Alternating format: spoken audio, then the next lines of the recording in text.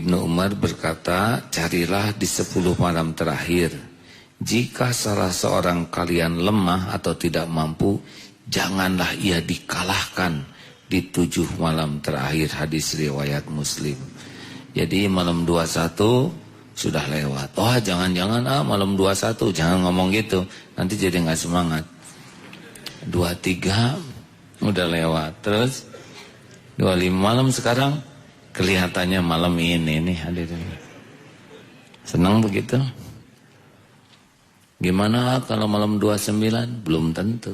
Malam ini kelihatannya.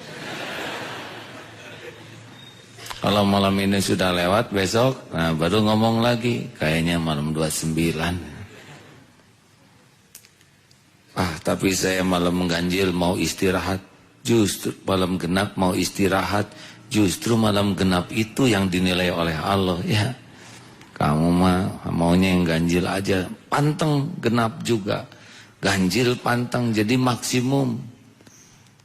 Lalu apa cirinya yang sudah dapat Lailatul Qadar? Dalam sebuah hadis diriwayatkan oleh Imam Bukhari dari Abu Hurairah, Rasulullah SAW bersabda, barang siapa yang yang tadi ayat dalilnya, barang siapa yang qiyam Lailatul Qadar penuh dengan keimanan dan pengharapan, maka dosa-dosanya yang lalu diampuni. Juga doa yang diajarkan, Allahumma innaka afuwun tuhibbul afwa fa'fu anni. Duhai Allah yang maha pemaaf, sesungguhnya engkau maha pemberi maaf. Engkau mencintai pemaafan. Oleh karena itu maafkan hamba ya Allah. Itu artinya. Jadi orang-orang yang mendapatkan Lailatul Qadar, dia adalah orang yang diampuni dosa-dosanya. Cirinya apa? Orang yang diampuni dosa itu hatinya jadi lebih peka, lebih tenang. Kalau kita rujuk dari Syekh Abdul Qadir Jalani, katanya orang yang tobat itu cirinya adalah dari bicaranya. Bicaranya lebih terjaga. Kenapa terjaga? Karena hatinya peka. Mau sombong, bunyi, jangan ini sombong. Mau bohong, bunyi, bohong. Mau dilebih-lebihkan, dilebih-lebihin. Mau ngebodor berlebihan, garing. Terus hati itu. Mau ngomong jorok, hati jangan. Jadi cenderung orang yang tobatnya diterima, kan hatinya jadi bersih. Nah hati bersih itu istafti qalbak, bisa ditanya tuh hatinya. Nyala terus. Mau ngomong kasar enggak berani. Karena hatinya sudah hidup. Terus memandu tutur katanya. Yang kedua, orang yang taubatnya diterima, itu cirinya adalah tidak ada dengki terhadap orang yang beriman. Sayang aja, empati. Enggak ada rasa persaingan terhadap saudara yang beriman. Karena tahu bahwa semua karunia itu Allah yang ngebagi. Mau apa kita dengki dengan apa yang Allah bagi? Kita dengki kepada orang yang beriman, itu intinya kita tidak suka kepada perbuatan Allah. Allah mau ngasih ini pintar, Allah mau ngasih ini cakep, Allah mau ngasih ini sehat, Allah mau ngasih rezeki, Allah mau ngasih pangkat. Senang aja karena dia selalu senang dengan apapun yang Allah lakukan. Sama-sama ngapalin Quran, sama-sama gigihnya. Tapi teman ini dibuat lebih encer otaknya. Kita baru hafal setengah halaman, dia sudah 3 halaman. Bahagia? Enggak? Nah itu. Dan nggak usah pakai juga. Lirikan mata tuh. Senang aja. Orang dapat takdir kebaikan dari Allah tuh senang. Nah katanya orang yang tobatnya diterima, yang bagus itu, dia tuh punya kepekaan untuk ikut senang dengan apa yang Allah lakukan kepada hamba-hamba yang beriman. Kan kalau pendengki mah SMS. Apa SMS? Syusya, melihat orang senang. Jangan syenata, susah, melihat orang senang. Dan senang ini hati kecil, jangan gitu-gitu amat atau susah melihat orang senang, senang melihat orang susah. Teman naik haji, kita naik tensi. Itulah hadirin juga. Orang yang beriman ya, karena kita tidak boleh senang dengan istijraj yang diberikan kepada orang yang tidak punya iman. Yang ketiga, cirinya adalah dia senang kepada lingkungan yang baik. Jadi orang yang hatinya peka kalau ketemu orang, ini bukan untuk menilai ya. Kita tidak mau suudon, tetapi tiap orang kan memancarkan frekuensi. Maaf ini. Kita tidak niat berburuk sangka kepada teman. Oh iya mules ya. Enggak. Tapi ketika dia meleduk ya, buang angin gitu. Kita kan enggak niat. Tapi udah kerasa. Iya mules ya saya tanya. Karena terjadi kepekatan bau-bauannya itu sudah menunjukkan seseorang. Jadi kalau kita ketemu orang itu sebetulnya hati kecil kita tuh udah bisa ngerasakan nyaman atau tidaknya dekat dengan orang itu. Benar? Nah, semakin peka hati kita, kita akan mencari frekuensi orang-orang yang hatinya juga baik. Karena kita tidak nyaman, ketemu orang sombong tidak nyaman, ketemu orang kasar tidak nyaman, ketemu dengan orang yang banyak ngomong tidak nyaman. Jadi karena hati kita dengan izin Allah makin bersih, jadi kita bisa merasa nih yang jelek, yang kurang. Misal, maaf ya, lawakan di TV itu kan kadang seenaknya, hei perkedel, itu hidung atau jamur misal. Ketawa ya. Tapi ketika hati kita sudah makin dilembutkan Allah, kenapa harus menertawakan orang gemuk? Kenapa harus menertawakan? Nah itu udah beda lagi. Nah bagi orang tertentu mah lucu ini gurauan, karena frekuensinya sama tebalnya tuh. Tapi makin peka, makin halus, makin kerasa. Oh ini kita tidak niat buruk sangka ya, tapi kita tahu ini, oh perilaku ini nggak enak, sombong, dan kita cenderung nanti ingin milih orang-orang yang hatinya baik, yang tulus. Nah itu salah satu ciri. Kalau tobat itu nanti akan cari temennya itu orang-orang yang cenderung punya akhlak baik. Tapi kalau hati kita belum tobat, biasanya senangnya sama duniawi saja. Kumpul sama dengan yang orang cerita, wah ngakak, tertawa, terbahak-bahak, keluyuran sana sini, dan capek hidup begitu. Dan nanti kalau kitanya udah belajar tobat dan Allah menolong kita, udah nggak nyaman, keluyuran nggak nyaman, ya. Pergi ke tempat nggak nyaman saja. Yang keempat adalah, misalkan begini, 3 dulu ya. Misalkan ada tamu nih.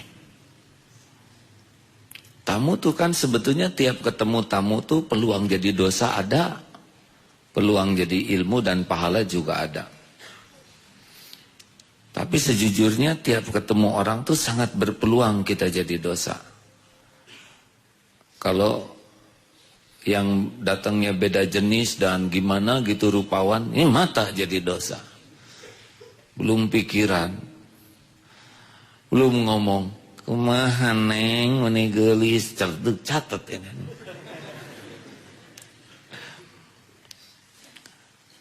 Tapi gimana kalau nggak bisa dihindari, jaga sekuat. Ini cobaan. Hari ini ditakdirkan ketemu orang ini ujian. Nah begitulah. Karena kalau nggak jaga pandangan, nanti jatuh suka dan bagaimana lah ya. Ngobrol, itu ngobrol kan tidak mudah.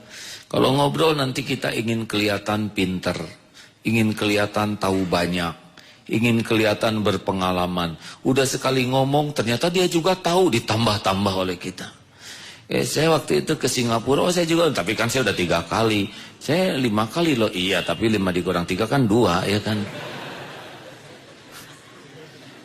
Tapi saya ke Singapura sampai jalan kaki itu, terus aja dibuat serem. Itu tambah-tambah, jadi bohong, susah lah. Ini saya coba gitu ya, kalau udah ketemu gitu orang terus ngobrol, periksa. Kenapa harus ngomong itu teh nggak perlu. Kenapa harus ada lebih banyak, nggak diomongin juga nggak apa-apa. Tapi kadang-kadang kepancing. Makanya kalau nggak peka-peka mah ketemu teman, ketemu itu teh udah nambah aja hati itu jadi dosa. Benar? Makanya kalau hatinya peka tuh hati-hati dalam bergaul itu. Bukan tidak boleh bergaul ya. Tapi dia punya kepekaan. Dan yang keempat, orang yang tobatnya bagus itu adalah orang yang tidak pernah berhenti bertobat. Coba, kenapa doa di malam yang sangat penting itu kok minta kemaafan Allah, bukan doa di malam Lailatul Qadar, Rabbana atina fid dunya hasanah, enggak tuh. Bukan tidak boleh doa itu, tapi yang dianjurkan Allahumma innaka afuwun tuhibbul afwa fa'fu anni. Sebetulnya ya Karim itu tambahan ya. Kenapa minta maaf? Kalau saya baca dalam salah satu kitab, Al-Afu, Allah yang maha memaafkan itu seperti mencabut pohon sampai ke akar-akarnya. Jadi habis tuh sampai ke akar rambatnya. Jadi dosa kita tuh diambil oleh Allah tuh sampai ke yang tersembunyi-tersembunyinya. Hebat ya. Kan ada yang ditutup, misalkan ini kotor, cet, dicet, masih ada kotornya. Pas catnya mengelupas, tahu nih kotor kayaknya. Ada yang digosok. Tapi yang paling top adalah dicabut sampai ke akar-akarnya. Dan inilah yang kita harapkan di malam Lailatul Qadar. Kenapa kok kan enak harusnya di malam Lailatul Qadar, ya Allah, sing banyak rezeki. Enggak tuh. Sing enteng jodoh, enggak juga. Ya kan bisa tuh di malam Lailatul Qadar itu kan kita minta yang dunia, ternyata topnya itu tetap minta ampunan Allah. Innaka afuwun, engkau maha pemaaf, tuhibbul afwa, engkau mencintai kemaafan, fa'fu anni, maka maafkan saya. Minta dicabut tuh sampai ke akar-akarnya. Kenapa kok kita lebih fokus diharapkan minta maaf ampunan Allah, kemaafan Allah? Karena semua penderitaan kita, semua masalah kita, semua kegalauan kita itu buah dari jawab. Hadirin, saya udah semangat begini saudara tuh. Itu dosa. Singimbang hadirin ya. Jadi kalau kita gelisah, resah, buah dari aduh mantap hadirin. Kalau malam ini malaikat turun ini lagi ngedoain kita tuh pengakuan yang tulus. Dan kita mah enggak pernah terancam oleh siapa-siapa. Kalaupun harus perang ya, naudzubillah, misal harus maju ke medan perang, dan yang membahayakan kita bukan musuh. Yang menghalangi kita jadi syuhada itu bukan musuh, tapi dosa kita. Salah niat, berperang ingin dianggap hebat, berperang ingin dianggap jago, berperang ingin dianggap pemberani, pahlawan. Kesabat mah kesabat oleh musuh, tapi membuat kita gagal jadi syuhada bukan musuhnya, dosa kita. Masih ingat teori ular itu belum? Masa nggak ada yang ingat? Bapak ingat ya? Ceritakan deh ya. Misal, ini teori udah lama. Di depan ini duduk. Ada ular, nggak kelihatan nih. Lalu di sini ada empek-empek anget ya, kapal selam yang ada, ini yang ada telurnya dan tidak terlalu asin di dalamnya ya. Terus sudah hadirin, mana informasi terpenting tentang ular, tentang empek-empek gratis itu kan? Kenapa ular? Kenapa enggak empek-empek gratis? Ya kita mikirin empek-empek dimakan ular, empek utuh kita yang habis. Tapi kalau kita ingin membereskan ular, kita bisa menikmati empek-empek itu, benar? Jadi informasi terpenting dalam hidup kita adalah bukan sesuatu yang menyenangkan kita. Yang terpenting adalah yang membahayakan kita. Ular atau makanan? Karena ular yang membahayakan, betul? Coba kalau saudara jalan, di sini ditanam ranjau di mana-mana. Di situ diberitahu juga ada gepuk, kue, sate, maring nanti ya pokoknya mau colenak dan informasi mana sok yang masa datanya. Di mana colenak? Pasti kita nanyain ranjau ya kan? Benar? Jadi informasi apa yang terpenting bagi kita tentang yang menyenangkan kita atau yang membahayakan? Ini yang terpenting. Mana? Baik. Sekarang siapa yang paling membahayakan kita dalam hidup ini? Orang lain atau diri sendiri? Kan? Dihina atau menghina? Yang jelas hadirin, di atau meng? Ini yang lebih dramatis. Dicopet atau nyopet? Di atau nyok? Ah, ini ketahuan yang nggak punya duit. Di atau nyok? Hai nyebut di. Dicopet mah nggak bahaya, paling hilang dompet. Hilang dompet itu ciri-ciri mau punya dompet baru, KTP baru, serba baru ya. Emang cicilan nambah hadirin. Tapi kalau nyopet, udah cap di sini maling. Kata orang tua, kamu dilahirkan, digedein, ujungnya mempermalukan orang tua. Dasar anak durhaka. Orang tua marah.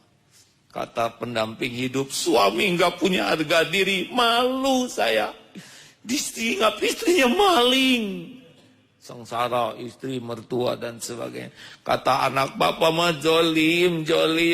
Saya dihina teman-teman saya, ini anak maling. Dari kampus, saudara mencemarkan alma mater. Kuliah di sini udah nggak lulus, pas lulus jadi maling. Di kampung semua. Nah, itu oleh kelakuan kita. Coba kalau kita dicopet, kata ibu tuh, kasiana. Hilang ya dompetnya. Sama dong dengan ibu ya. Nah, nih kasih duit. Hadirin, makanya itikaf ini lebih fokus nih ke dosa kita. Dan dosa yang kita lakukan tuh gak akan kemana-mana ngejarnya. Pasti ngejar-ngejar kita dia tuh. Dan jangan merasa aman ya.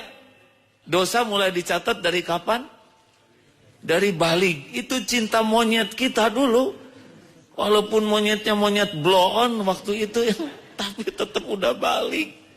Ada catatannya itu. Jangan cengar-cengir kita lihat menemukan sapu tangan sutra biru ya. Padahal itu awal mesum ya. Harusnya astagfirullah, gunting. Kamu kecil-kecil udah dosa, duduk. Bakar.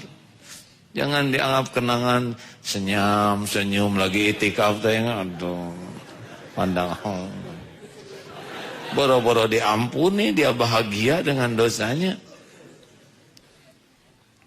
Hadirin, kira-kira Allah lupa enggak tuh zaman kita cinta beruk dulu? Kan? Lupa enggak? Dicatat enggak? Kalau enggak ditobatin ikut tuh.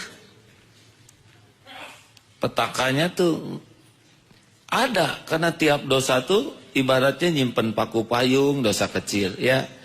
Yang agak kecilan lagi jarum pentul, gedean jarum layar, terus ada bambu runcing, tusuk sate, ada bayonet, bayangkan. Dan itu persis di tempat yang bakal kita injak. Jadi dosa yang kita lakukan ini benar-benar kita sendiri yang akan memikulnya. Perihnya, sengsaranya. Jadi nggak boleh merasa aman. Makanya kita memerlukan dicabut oleh Allah. Sampai ke akar-akar dosa masa lalu kita. Nah, jadi saya percaya orang-orang yang akan dapat Lailatul Qadar itu adalah selain hebat ibadahnya, tarawehnya, ngajinya, dan juga hebat untuk membongkar masa lalu kita. Dan nggak bisa bahagia dengan dosa mah. Bahagianya juga semu. Orang yang mencari kesenangan dengan cara yang batil, nggak mungkin dibahagiakan. Karena Allah tahu mau lari kemana. Siapa yang menggenggam hati kita? Siapa yang menenangkan hati? Huwallazi anzalas sakinah fi qulubil mu'minin. Dialah Allah yang menurunkan sakinah. Jadi mau makan pil penenang satu boboko misalkan, tenang betulan dia. Enggak bisa. Tenang itu hanya milik Allah. Apakah mungkin kebahagiaan datang dari suami? Bingung jawabnya nih. Bu, apakah suami ibu bisa membahagiakan? Suami diam. Bu, ada ragu-ragu nih. Asal bisa. Enggak bisa. Suami ibu mah boro-boro membahagiakan ibu. Dia sendiri kurang bahagia yang. Tapi jadi jalan sebagian kebahagiaan mungkin. Tapi sumber kebahagiaan tidak. Sumber kebahagiaan itu Allah yang menciptakan kebahagiaan. Nanti lewat anak, lewat suami, lewat orang tua sebagian. Kadang lewat kucing. Ada kucing, dia lagi sedih terus kedatang kucing, ngelendot, bahagia. Padahal lagi patah hati, kucing, engkau tahu perasaanku pus. Nah, Allah yang mendatangkan kucing, dah kalau Allah mau juga didatengin ular, lebih menderita lagi hadirin. Emang kucing bisa ngedeketin kita hanya dengan izin Allah, betul? Masya Allah. Nah, bisa ngebahagiakan lewat kita ngasih makan kucing, kemudian kucing itu lahap, terus ngegesek-gesek, kita teh senang. Itu Allah yang ngebahagiakan. Atau kita lagi sulit cari parkir, tiba-tiba ada yang keluar pas, bahagia gitu kan. Atau lagi antri di WC, misalkan kita urutan kelima, aduh, ya Rob, menit panjang pisan. Tiba-tiba yang 3 orang di depan teh dipanggil, hei Kadario, pada pergi, ya Allah tuh kan. Enggak seberapa ya enggak. Hanya begitu kalau Allah membuat bahagia, benar tidak? Misalkan kita udah ngincer ya mau buka bersama teh, ini ada ayam seneng, ya Allah, ya Allah. Tiba-tiba dipegang oleh teman, tiba, saya nggak senang pahanya. Oh, alhamdulillah. Sederhana kalau Allah mau ngasih bahagia. Benarkah hadirin? Tapi sumbernya dari Allah. Diatur oleh Allah ya, tapi nggak boleh kita berharap bahagia dari makhluk. Nah, yang bikin kita nggak bahagia itu dosa. Jadi saudara yang cinta cinta monyet, cinta beruk, babon dan sebagainya, ya ada aslinya mah nggak bahagia. Coba ingat-ingat ya, saudara tuh yang punya pacar nggak bahagia, nggak bener, semu pura-pura, enggak. Periksa kalau mau jujur mah. Yang bahagia mah yang lebih sibuk suka ke Allah, kalaupun ke makhluk hanya di tempat yang layak buat makhluk. Tapi kalau udah cinta ke makhluk berlebihan, apalagi pakai yang tidak halal, udah. Pacaran tuh kan boros pulsa. Benar, Dek? Benar. Tuh. Nggak sadar yang nyebut benar. ada habis 150.000 dia. Boros pikiran, benar? Sekarang nggak mau ngomong. Boros dosa. Kalau udah boros dosa udah pasti gelisah. Belum cemburunya, ya. Wah, belum ngejajanin dia pinjam, belum lagi kita rambut keriting, dia menginginkan rambut kita lurus. Meluruskan rambut ya hadirin bukan hal yang ringan. Udah lurus pengen keriting lagi, aduh, menderita. Tapi kalau sibuk dengan Allah hatinya, enak. Cinta ke orang di bawah sekali, di tempat yang layak untuk makhluk, baru bahagia. Tapi kalau cinta ke makhluk berlebihan sehingga Allahnya nggak ada bahagia, nggak ada cerita. Saya termasuk orang yang sangat tidak percaya kebahagiaan datang bagi para pemuja cinta, ya. Yang cinta, engkau adalah cahaya bagiku. Tanpa dirimu, aku dalam kegelapan. Engkau adalah generator semangatku. Tanpa dirimu, aku bagai banditu kempesa. Hadirin, saya bukan ahli puisi lah, ini ruwet ngarangnya juga hadirin. Makanya biasa-biasa lah. Kalau mau bilang nanti sama istri, udahlah, nggak usah terlalu cinta sama saya, mau ngapain? Saya cuma lelaki, manusia biasa. Sekarang hidup, besok lusa juga ada mati. Saya bukan pemberi rezeki, saya cuma jalan saja sebagian rezeki. Saya enggak ada juga, rezeki dari Allah mah tetap ada. Saya bukan penolong, pembela. Digigit nyamuk juga, saya enggak bisa nolong apa-apa. Allah, Pol, duhai istriku, Pol, kalau mau cinta mah, cinta sama penciptamu. Cinta kepada yang memiliki dirimu. Cinta kepada yang menjagamu siang dan malam. Cinta kepada yang mencukupimu. Cinta kepada yang lebih menyayangimu daripada siapapun. Dialah Allah. Tugas suami adalah bukan supaya istri mencintai diri kita, tapi supaya istri mencintai penciptanya. Itu tugas terpenting lelaki. Nggak usah lebay laki ya. Kata istri, mas gimana ya, saya kurang cinta padamu. Tenanaon neng ya. Asal neng cinta ke Allah, justru lain ke Allah ya, kata tangga kok. Kalau ini mah rada repot hadirin.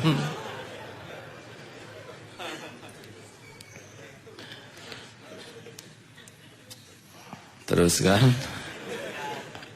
sing haruleng.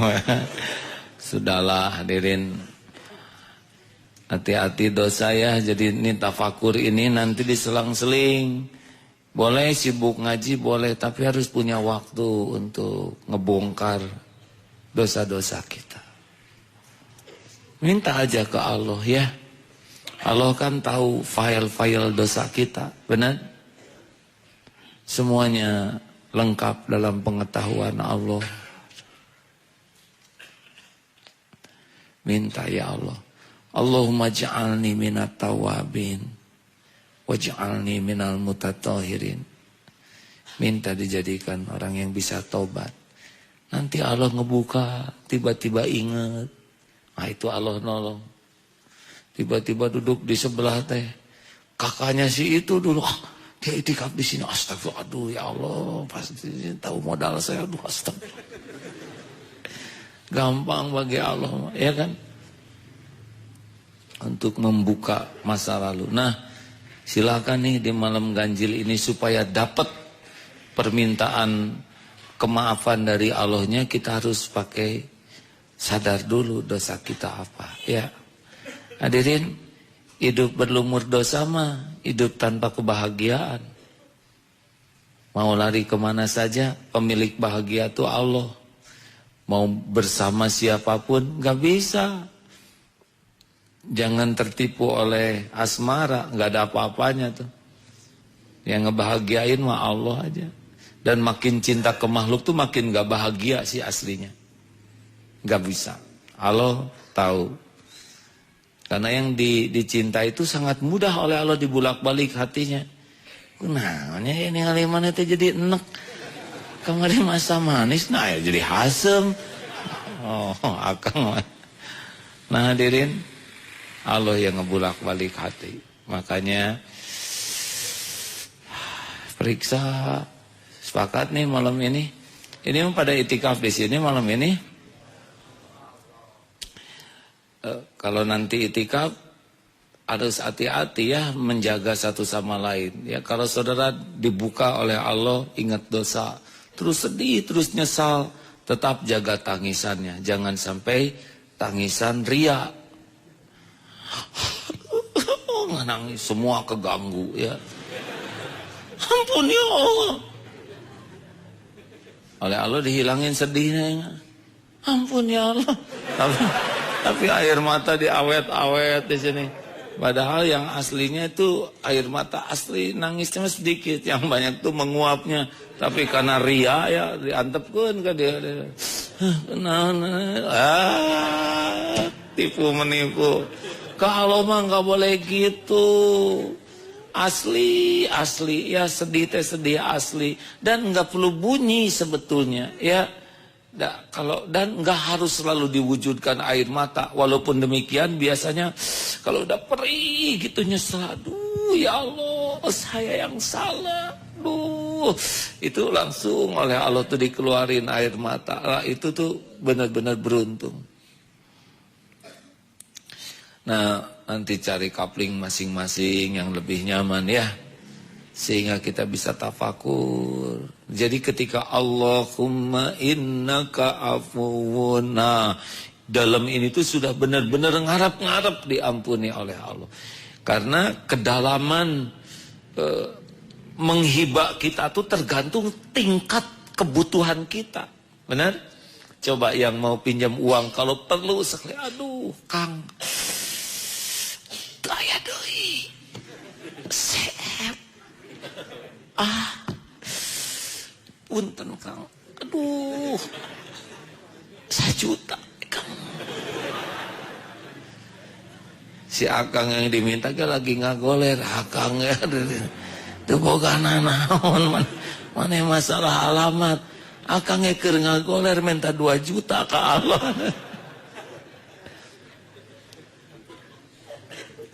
Iya, yang Allah sukai kan gitu.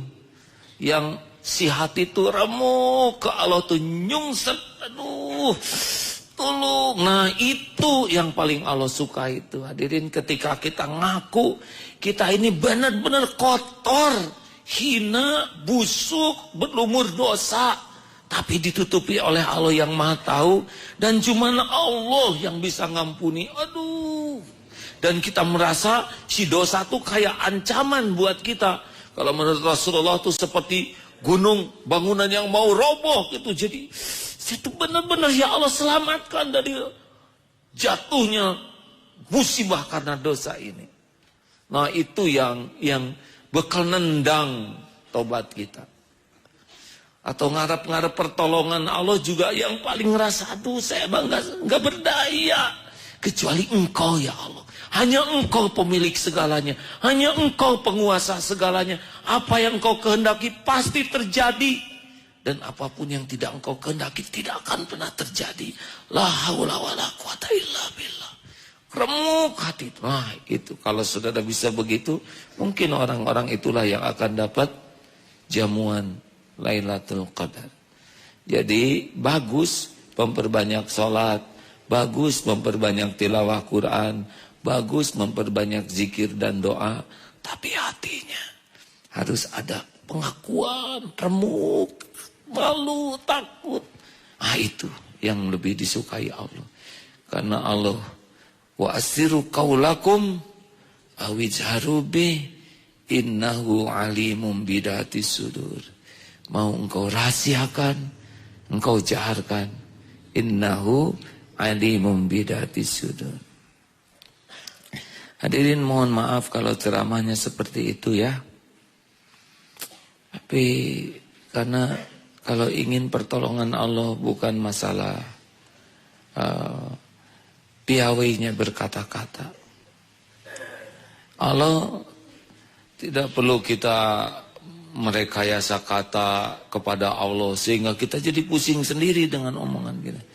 Ya Allah, duhai Tuhan semesta alam,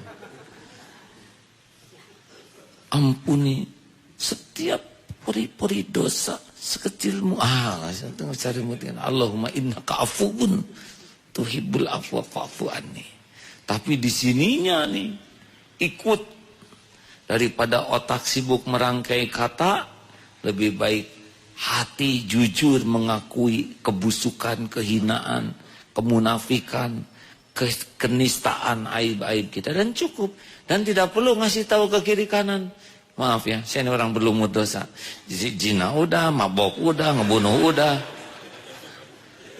Apa-apaan itu? Allah udah nutup-nutupin, kok kita ngumumkan itu adalah benar-benar kufur nikmat. Kita kan dihargai orang karena Allah nutupin aib kita. Udah ditutupin mah tinggal tobat aja. Kita nangis terseduh-seduh, ditanya oleh yang sebelah, Kang kenapa sedih pisan? Saya teh penjahat, bertobat. Nah itu ngapa diam. Karena jadi berat buat dia. Oh iya penjahat, jadi dia nggak bisa tobat. Janganlah ya. Ada siapa nih kawan-kawan? Ustadz bisa bantu tambah ilmu, silakan. Ada 2 hadis qudsi dari Abu Dzar radhiyallahu an dari Rasulullah sallallahu alaihi wasallam. Beliau bersabda, sesungguhnya Allah Azza wa Jalla berfirman, wahai hambaku, selama engkau menyembahku dan berharap kepadaku, maka sesungguhnya aku akan mengampuni engkau atas dosa-dosa apa saja yang ada padamu. Wahai hambaku, jika engkau menjumpaiku dengan membawa dosa sepenuh bumi, namun selama engkau tidak menyekutukan aku dengan sesuatu, niscaya aku akan menjumpaimu dengan pengampunan sepenuh bumi. Hadis riwayat Imam Ahmad. Dari Anas ibnu Malik berkata, aku mendengar Rasulullah sallallahu alaihi wasallam bersabda, Allah Subhanahu wa taala berfirman, wahai anak Adam, sesungguhnya selama engkau berdoa kepadaku dan berharap kepadaku, niscaya aku akan mengampuni engkau atas dosa apa saja yang ada padamu, dan aku tidak peduli sebanyak apapun dosa-dosamu itu. Wahai anak Adam, seandainya dosa-dosamu mencapai langit, kemudian engkau memohon ampun kepadaku, niscaya aku akan mengampuni dosa-dosamu, dan aku tidak peduli dengan dosamu yang banyak itu. Hadis riwayat Imam At-Tirmidzi.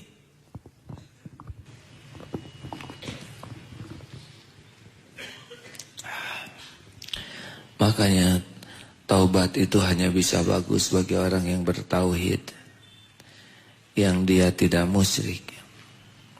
Kita banyak dosa, mata, telinga, mulut, pikiran, hati. Tapi sepanjang kita yakin tidak menuhankan apapun, Tuhanku adalah Allah. Memang kita jatuh bangun untuk bisa benar.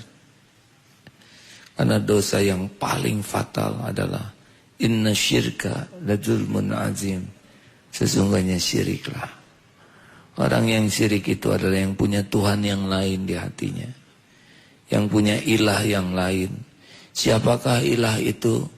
Yang mendominasi hati, yang penuh hati ini selalu ingat kepada dia, selalu ingin dekat dengan dia, selalu takut jauh dari dia, benar-benar segalanya demi dia, merasa mulia karena dia, merasa hina jauh dari dia. Siapakah dia itu?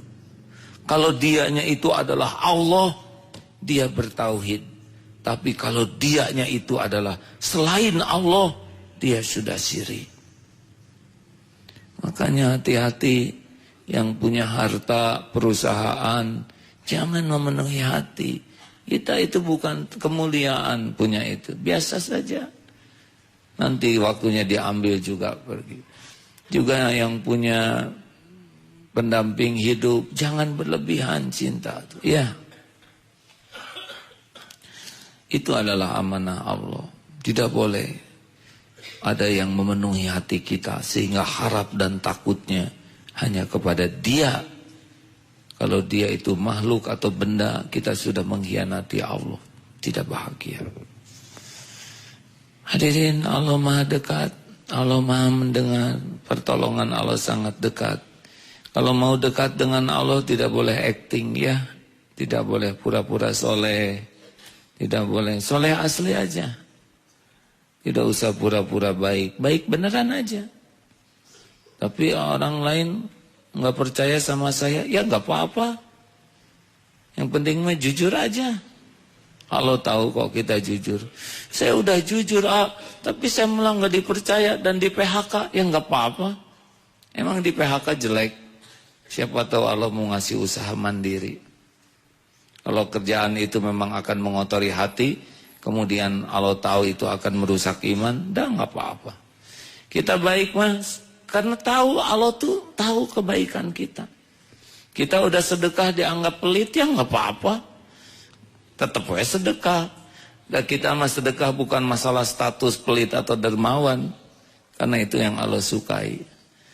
Kita mau memaafkan, maafkan aja. Tapi dia udah dimaafkan, tetap ngejebengan. Ya biarin aja.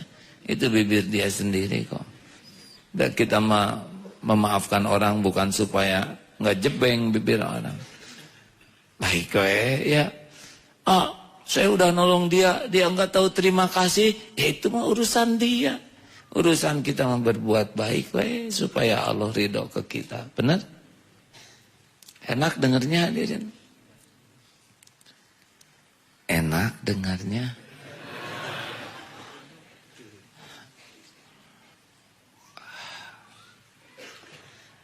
Tidak ada sebetulnya yang paling enak dalam hidup ini selain membicarakan Allah, benar. Tidak ada yang paling membahagiakan hidup ini selain memikirkan Allah. Bukan zatnya, kebaikannya, kasih sayangnya. Makanya kalau mau ngobrol nggak dikaitkan ke Allah, terugi.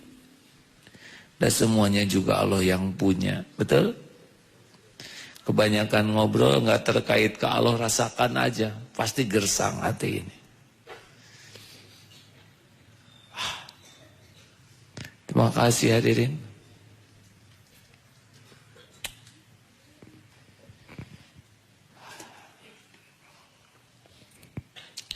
Kita udah ini tarawih lagi. Juz berapa sekarang? Juz 30. Hataman sekarang 1 juz, setengah juz. Oh tadi kan sebagian ya. Saya kira saudara kalau udah hafal ikuti, karena tarawih itu akan enak. Yang paling enak tarawih itu adalah orang yang sudah hafal Quran dan paham arti. Minimal paham arti, sehingga ketika imam baca surat sepanjang apapun, dia seperti mendengar sebuah penjelasan banyak. Yang kedua yang bakal menikmati itu adalah yang hafal Quran. Sehingga imam mau baca Quran sepanjang apapun, dia ikut murojaah, menyimak dengan baik. Dia nggak akan jenuh, seneng aja. Sejuz, 2 juz, 3 juz juga anteng, karena sama-sama hafal. Itu yang kedua. Yang ketiga adalah yang bisa mengikuti dengan Quran. Tidak apa-apa kita pegang mushaf. Itu juga akan tahan itu sejuz, 2 juz, karena kita akan sibuk mengikuti, menyimak bacaannya.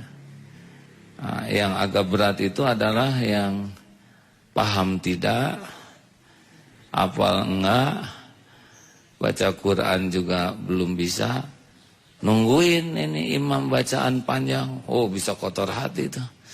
Karena mikirnya kemana-mana, isi imam itu panjang pisan, dosa. Itu teruku wae teh. Kemarin mengasih panjang ini. Salah imam yang ini memang enakan imam yang kemarin. Jadi kukulutut aja selama sholat tuh. Atau perencanaan tahun depan mau di Darut Tauhid, panjang. Jadi selama imam mah kemana, dia mah kemana, atau tentang dompet, selop segala biasanya ketemu waktu sholat.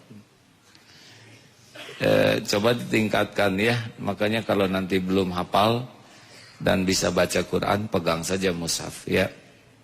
Kalau pakai handphone juga tidak dilarang. Mana ini?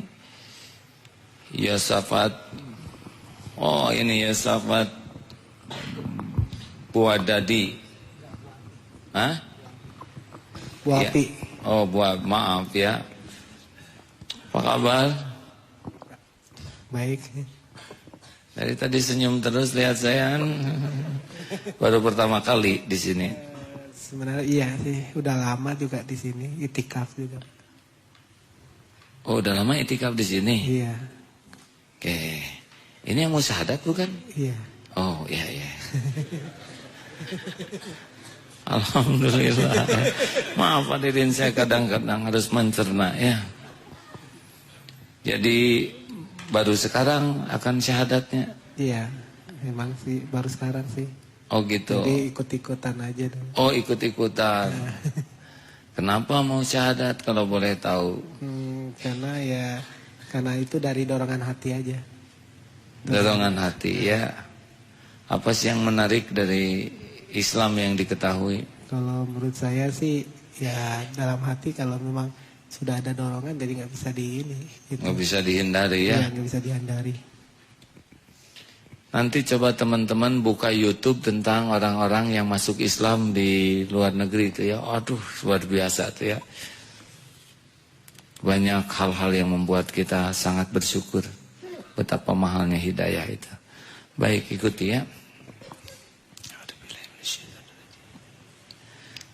Asyhadu an la ilaha illallah. Asyhadu an la ilaha illallah. Wa asyhadu anna Muhammadar Rasulullah. Muhammadar Rasulullah. Alhamdulillah, saya bersaksi. Saya bersaksi. Tiada ilah. Tiada ilah. Tuhan yang berhak disembah. Tuhan yang berhak disembah. Selain Allah. Selain Allah. Dan saya bersaksi. Dan saya bersaksi. Nabi Muhammad. Nabi Muhammad. Adalah utusan Allah. Adalah utusan Allah. Alhamdulillahirabbil alamin. Ya Allah, raditu billahi rabba. Wa bil islami dina. Wa bi Muhammadin nabiyya wa rasulah. Rabbana